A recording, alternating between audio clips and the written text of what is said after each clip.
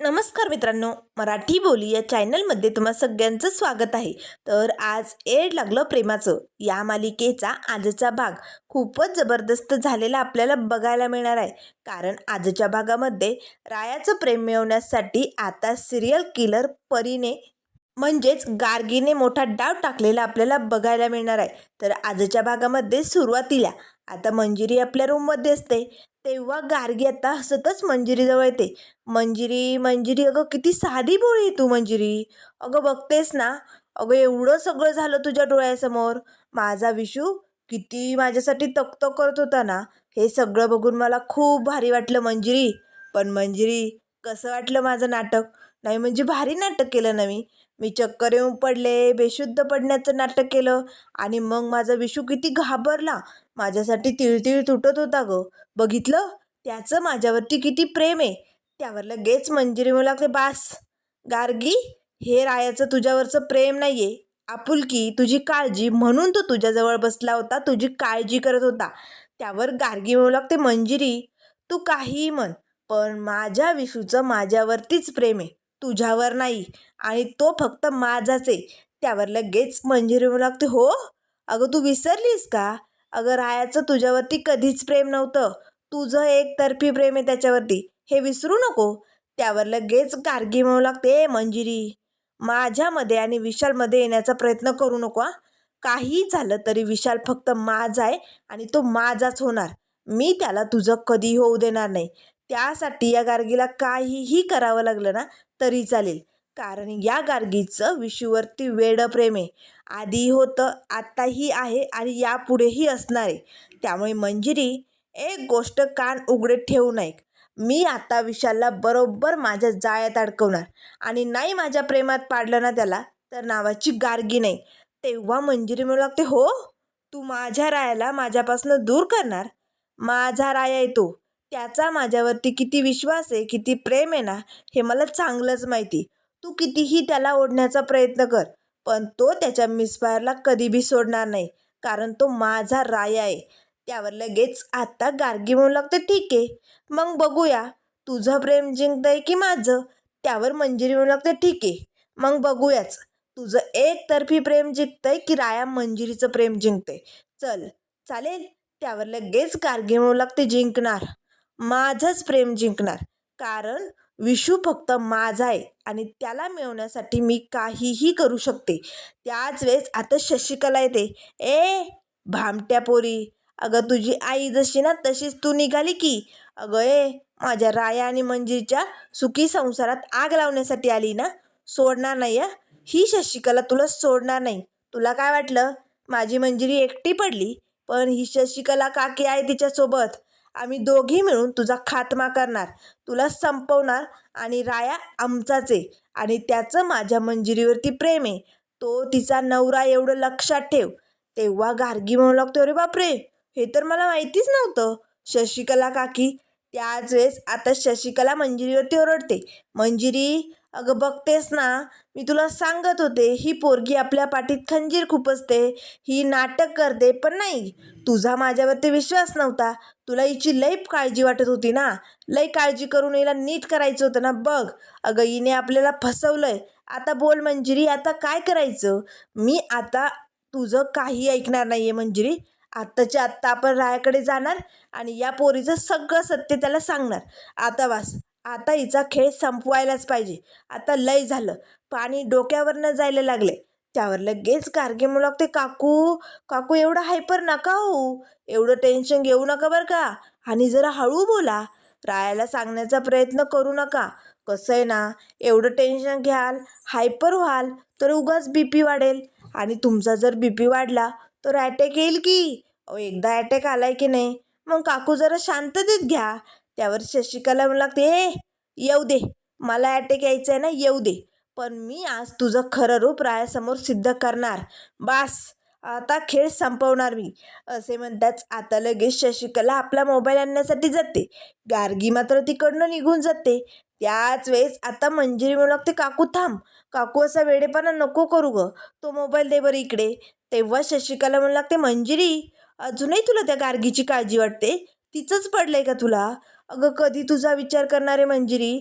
आता बस, ही आपल्याला फसवते, रायासमोर जी नाटकं करते ना, ती आता रायासमोर उघड झालीच पाहिजे. मी आता लगेच रायाला सगळं काही सत्य सांगून टाकणार आहे. त्यावर मंजिरी आता पटकन काकूच्या हातला मोबाईल हिसकावू लागते. काकू, असं नको नका करू. रायाला ती केस सॉल्व करणं खूप महत्त्वाचं आहे. आत्ता सध्या त्याच्यामागे खूप कामाचा लोड आहे. त्याला लवकरात लवकर त्या किलरला पकडायचं आहे गं. आणि त्यात जर आपण या गार्गीचं खरं सत्य त्याला सांगितलं ना, तर त्याचा जगावरचा, माणसावरचा, अगं आजूबाजूच्या लोकांवरचा सगळ्यांचा विश्वास उडून जाईल गं. माझा राय तुटून जाईल. त्याचं मन किती हळवं आहे ना, हे मला चांगलंच माहिती आहे गं काकू. त्यामुळे गार्गी हे नाटक करते, आपल्याला फसवते, हे जेव्हा त्याला कळेल ना, तेव्हा त्याचं मन तुटून जाईल गं. तो खचून जाईल आणि मला माझ्या रायाला खचलेलं नाही बघायचे. त्याला शेवटची संधी भेटली. त्याचं स्वप्न पूर्ण करायचं आहे त्याला. त्यामुळे प्लीज काकू, त्याच्या डोक्यात आणखीन आपण काही भरवलं ना, तर त्याला ते मिशन पार पाडणं कठीण जाईल गं आणि मग त्याचं स्वप्न पूर्ण होणार नाही. त्यामुळे काकू, मी हात जोडते, असं नको करू. रायाला हे सगळं आपण सांगू, पण आत्ता ती वेळ नाही आहे काकू. प्लीज माझं ऐकून घे. तेव्हा शशिकला म्हणते, ठीक आहे, आत्ता तरी मी गप्प बसते, पण लवकरात लवकर या गार्गीचं सत्य बाहेर यायलाच पाहिजे मंजिरी, आणि ते मी आणणार, असे म्हणत आता शशिकलाही खूप भडकलेली असते. तर त्यानंतर इकडे आता राया आपल्या रूममध्ये बसलेला असतो. आता रायाला मात्र खूप टेन्शन आलेलं असतं, कारण आता 24 तासातले फक्त 5च तास उरलेले असतात आणि या 5 तासामध्ये आपल्याला हे मिशन फायनल करायचं आहे, तरच आपलं स्वप्न पूर्ण होणार आहे. पण काय करावं? काही पुरावा सापडतच नाही. कोण असेल हा कुणी? असे असंख्य प्रश्न आता रायासमोर उभे असतात. तेवढ्यात आता रायाला चहा घेऊन मंजिरी येते. राया, घे पटकन चहा. राया आता जरा मिसफायरवरती खेकळतो, असं ओरडतो, ए, मला नकोय तो चहा, जा बरं घेऊन. त्यावर मंजिरी लागते, राया, अरे काय झालंय? एवढा काय ओरडतोयस तू? त्यावर लगेच आता राया लागतो, मिसफायर, अगं काय करू? फक्त 5 तास शिल्लक आहे आणि या सगळ्यात कसा शोध घेणार आहोत आपण त्या किलरचा? काही पुरावा नाही, काही मार्ग नाही. मला ना खूप असं हतबल झाल्यासारखं झालंय गं. त्यावर मंजिरी म्हणते, राया, अरे एवढ्या लवकर हार मानून जमणार नाही. अजून तुझ्याकडे 5 तास आहे की नाही? आणि हे बघ राया, आपल्या जिजीने आपल्याला काय शिकवलंय तुला माहिती? आता लगेच राया लागतो, मिसफायर, काय शिकवलंय? त्यावर मंजिरी लागते, हे बघ, आपली जिजी नेहमी म्हणायची, एखादी गोष्ट जर आपल्याला सापडत नसेल तर आपण वारंवार त्या गोष्टीचा पहिल्यापासून अभ्यास करायला पाहिजे. जर आपण बारकाईने अभ्यास केला तर नक्कीच आपल्याला त्याचं उत्तर तिथेच आसपास सापडतं. त्यामुळे राया, तू अजून पहिल्यापासून नीट चौकशी कर, तुला नक्कीच काहीतरी मार्ग सापडेल. हे बघ, आपला विठुराया असा तुला खाली हाताने येऊ देणार नाही. तू चांगला विचार कर, नीट बारकाईने आठवण्याचा प्रयत्न कर. नक्कीच असा काहीतरी पुरावा सापडेल ज्यामुळे तू त्या किलरपर्यंत पोचू शकतो. त्याच वेळेस आता लगेच राया म्हणू लागतो, मिसफायर, तू अगदी बरोबर बोलते. पुन्हा एकदा बारकाईने छान तपासणी करावीच लागेल. त्यावर लगेच आता राया पटकन मोबाईल घेतो. मी जयला कळवतो, म्हणजे दोघांनी जर तपासलं तर नक्कीच काहीतरी सापडू शकतं. आता लगेच पटकन राया फोन लावणार, तेच आता घोरपडे तिकडे आलेलो असतो. तेव्हा राया म्हणू लागतो, जय, अरे बरं झालं तू इकडे आला. हे बघ, आता आपल्याला ना ज्या ठिकाणी इन्स्पेक्टर जाधवचा खून झालाय ना, त्या ठिकाणी जावं लागेल. आपल्याला बारकाईने तिकडे सगळी काही तपासणी करावी लागेल. कदाचित काही पुरावा सापडू शकतो. त्यावर लगेच आता इथे घोरपडे म्हणू लागतो, अगदी बरोबर जय, घोरपडे तुला नक्कीच मदत करणार. चल राया, असे म्हणताच आता मंजिरी लागते, राया, स्वतःची काळजी घ्या, जा. आता राया आणि घोरपडे दोघेही ज्या ठिकाणी इन्स्पेक्टर जाधवला मारलं गेलेलं असतं ना, त्या ठिकाणी पोहोचलेले असतात. आता लगेच राया म्हणू लागतो, हे बघ जय, गुन्हेगार कितीही शातीर असला ना, तरीही त्याची काहीतरी चूक मात्र नक्कीच मागे राहिली पाहिजे, कारण पोलिसांच्या तावडीतनं ती चूक वाचू शकत नाही. हे बघ, गुन्हेगारांनी कितीही लपण्याचा प्रयत्न केला तरी एक ना एक दिवस पोलीस त्याला पकडतातच. आणि आज आपल्याला असं काहीतरी शोधायचं आहे ज्यामुळे तो गुन्हेगार सापडलाच पाहिजे. हे बघ, आता इथे इन्स्पेक्टर जाधवची बॉडी पडली होती या दिशेने, म्हणजे इन्स्पेक्टर जाधव इकडे त्यांचा जीव वाचवण्यासाठी पळत असतील आणि जो खुनी असेल तो त्यांच्या पाठीमागे असा धावत असेल, म्हणजे खून झाल्यानंतर खुनी या दिशेने गेला असेल का? आता मात्र लगेच जय म्हणू लागतो, अगदी बरोबर राया, खून झाल्यानंतर खुनी याच दिशेने गेला असेल. आता राया लगेच झाडाच्या बाजूला जाऊन आता तिथे आजूबाजूला बारकाईने बघू लागतो. त्याच वेळेस आता रायाला एक कानातलं तिथे सापडलेलं असतं. राया पटकन ते उचलतो आणि मग लागतो, जय जय रे बघ ना, हे बघ या ठिकाणी मला हे कानातलं सापडलंय. आता जय पटकन ते एका पिशवीमध्ये भरतो. राया, हे साधं सुद्धा कानातलं नाहीये, हे नक्कीच त्या खुन्याचं असणार आहे. आणि याच्यावरनं एक मात्र सिद्ध झालं, जो कोणी खुनी आहे ना, ती एक स्त्री आहे. बघितलं, हीच आहे ती परी राणी. त्यावर लगेच आता राय म्हणू लागतो, जय आपल्याला लवकरात लवकर या कानातल्याचा शोध घ्यायचा आहे. म्हणजे नाशिकमध्ये कुठे कुठे असले कानातले भेटतात ना, कोणी कोणी खरेदी केली, या सगळ्याची लिस्ट मला हवी लवकरात लवकर. त्यावर जय म्हणू लागतो, ठीक आहे राया, मी आत्ता लगेच फॉरेन्सिक टीमला कळवतो आणि लवकरात लवकर कामाला सुरुवात करतो. आता जय लगेच तिकडनं निघून जातो. त्याच वेळेस आता इकडे एका सुमसाम ठिकाणी गाडीवरती एक व्यक्ती बसलेले असतात. ते मस्त आता फोनवरती गप्पा मारत असतात. त्याच वेळेस आता त्यांच्या पाठीमागनं आता ही सिरियल किलर परी आलेली असते. परीने आता आपल्या चेहऱ्याला मुखवटा घातलेला असतो. अगदी असा रक्ताने माखलेला मुखवटा तिच्या चेहऱ्याला लावलेला असतो. आता मात्र ही परिराणी त्या व्यक्तीच्या पाठीमागे येऊन उभी असते. आज तिला त्याचा खून करायचा असतो, त्याला मारायचं असतं. त्याच वेळेस आता इकडे डिफिकलला मात्र याचा सुगावा लागलेला असतो. डिफिकल पटकन आता रायाला घ्यायला येतो. रायाभाऊ चल पटकन, आपल्याला एका एरियावरती जायचंय, ज्या ठिकाणी मोठं कांड होणार आहे आज, चल लवकर. आता लगेच राय म्हणलो, तो डिफिकल ते कुठे चाललोय आपण, काही सांगशील का? पण आता एक नाही दोन नाही, डिफिकल्ट आता डायरेक्ट ज्या ठिकाणी ती परी त्या व्यक्तीला मारण्यासाठी आलेली असते ना, त्या ठिकाणी घेऊन येतो. आता मात्र ती परी त्या पाठीत खंजीर खुपसणार. तेच राय म्हणू लागते, थांब थांबा, वार करायचा नाही, तो चाकू पाठीमागे घे, वार करायचा नाही, मारू नकोस. त्याच वेळेस आता ते गाडीवर बसलेले व्यक्ती घाबरतात. ते पाठीमागे वळून बघतात तर आता ही परी अगदी रक्ताचा माखलेला मुखवटा घालून चाकू घेऊन त्यांच्या पाठीमागे उभी असते. ते गृहस्थ खूप घाबरतात. त्याच वेळेस रायम लागतो, वार करायचा नाही, खाली टाक, तो चाकू खाली टाक.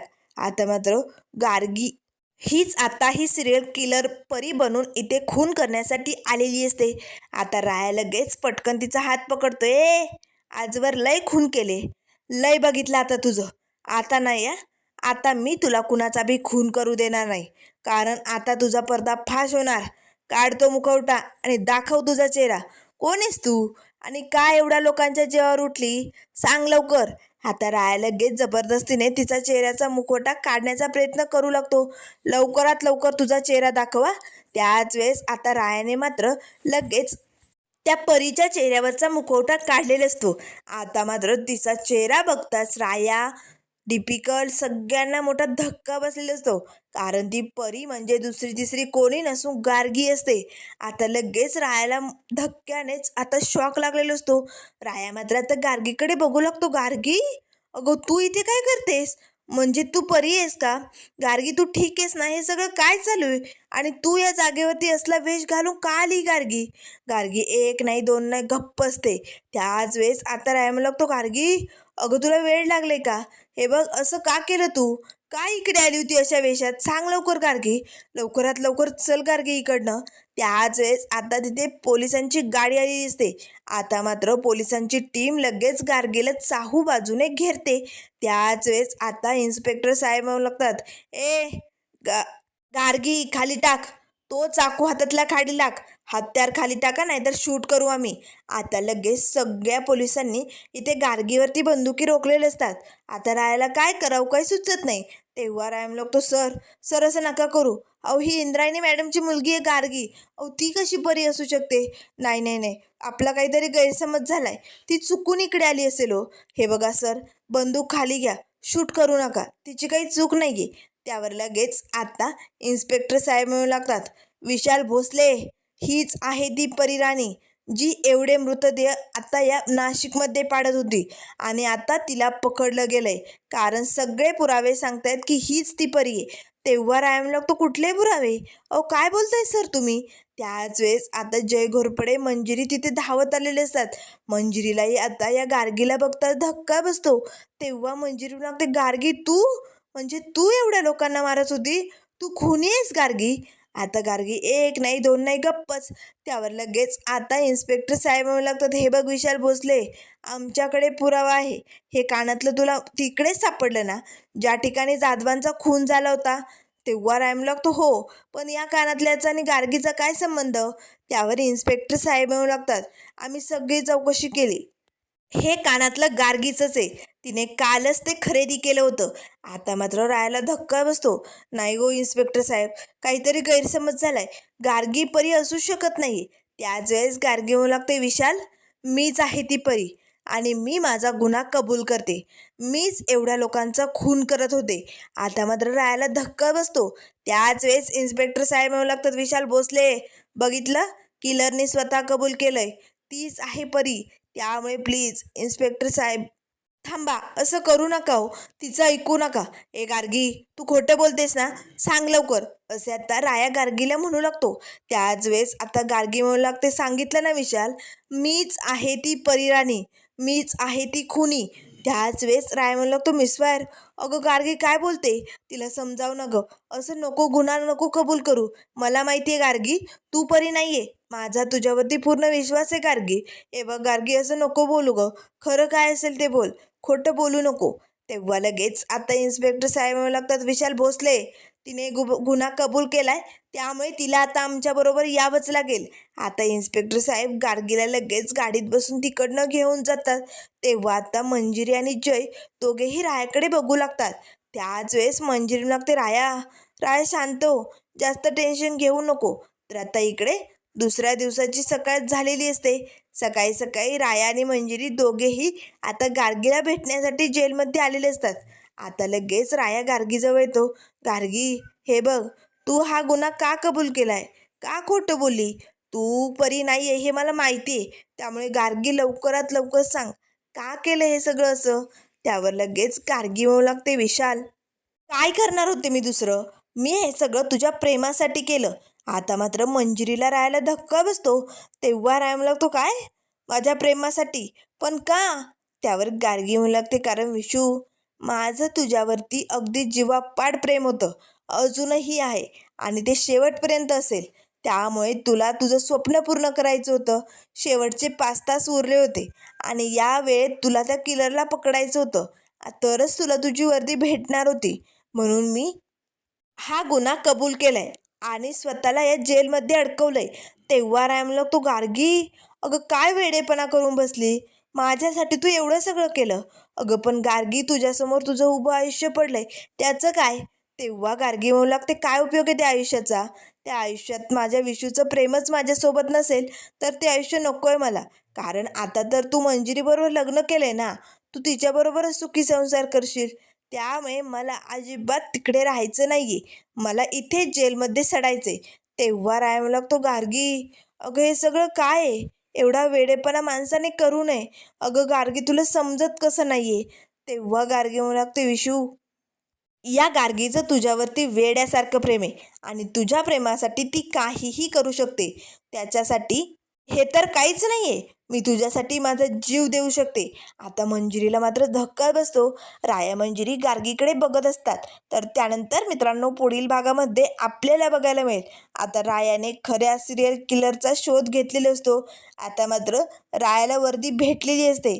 तेव्हा लगेच आता जय घोरपडे येऊ लागतो, वाह, आता आपल्याला इथे विशाल भोसले उर्फ राया अगदी पोलिसांच्या वेशात बघायला भेटतोय. वाह, आता राया पोलीस झालाय म्हटल्यानंतर गुंडांची तर आता चांगलीच धुलाईच होणार. आता मात्र मंजिरी राया खूपच खुश असतात. त्याच वेळेस आता गार्गी तिकडे आलेली असते. आता मात्र राया पोलीस ऑफिसर झाल्यानंतर पुढे काय काय होणार हे सगळं आपल्याला बघायला मिळेल. त्यामुळे मित्रांनो, अशाच मालिकेंच्या अपडेट पाहण्यासाठी चॅनलला लाईक करा, सबस्क्राईब करा. व्हिडिओ पाहिल्याबद्दल धन्यवाद.